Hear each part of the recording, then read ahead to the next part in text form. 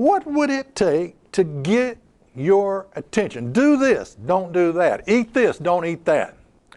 Do you know why you don't listen to God? Because every Sunday, let me tell you why you don't listen to God. Because every Sunday morning your preacher is telling you not to.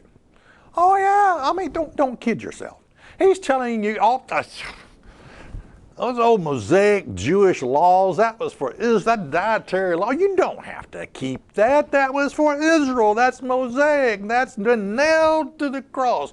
We got Peter's vision where he cleansed everything, you know. That's why you don't listen to God, because your preacher is standing up there telling you not to. Anyway, this is like the blind leading the blind. That's what it's like. It's the blind leading the blind. Acts 10 and verse 12 says this. So the sheep comes down of all kind of unclean creatures, and there came a voice to him saying, "Rise, Peter, kill and eat." But Peter said, "Not so, Lord, for I have never eaten anything that is common or unclean." Now, I'm asking you, if God told you to do something, would you do it? God says, okay, eat these unclean animals. And Peter said, "Not so, Lord, for I have never eaten anything common or unclean." And it's almost as if he goes ahead and he corrects God and says, I'm not going to do that. Lord, I'm not. Now, listen, there's a lot of you, if this vision happened to you, you would dive headlong into this sheet of unclean meats. I mean, you just, that because you like it, okay? Because you like it. Give me this unclean stuff to eat.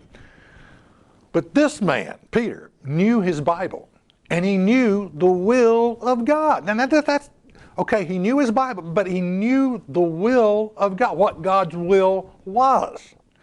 Acts 10 and verse 15. And the voice spake unto him again the second time, "What God has cleansed, that call not thou common." This was done 3 times, and the vessel was received up again into heaven. Okay, 3 times, 3 strikes, you're out. Now my question is this: how does a man gain this kind of confidence?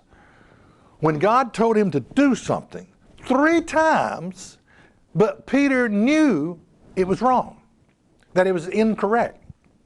How do you get that how does a man get that kind of confidence?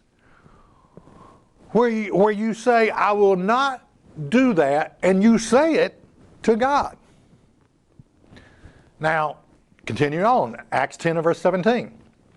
Now, when Peter doubted in himself, now notice that, Peter doubted.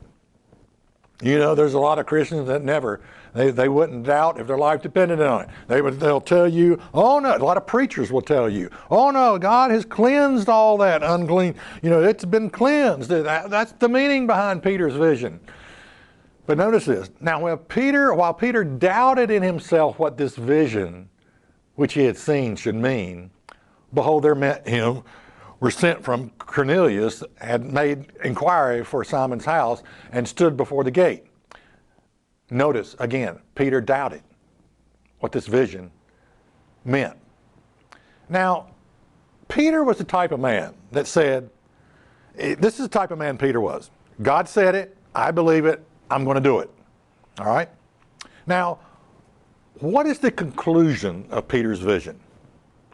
Okay, well, the conclusion is that God has cleansed all unclean meats. No, that's not the conclusion.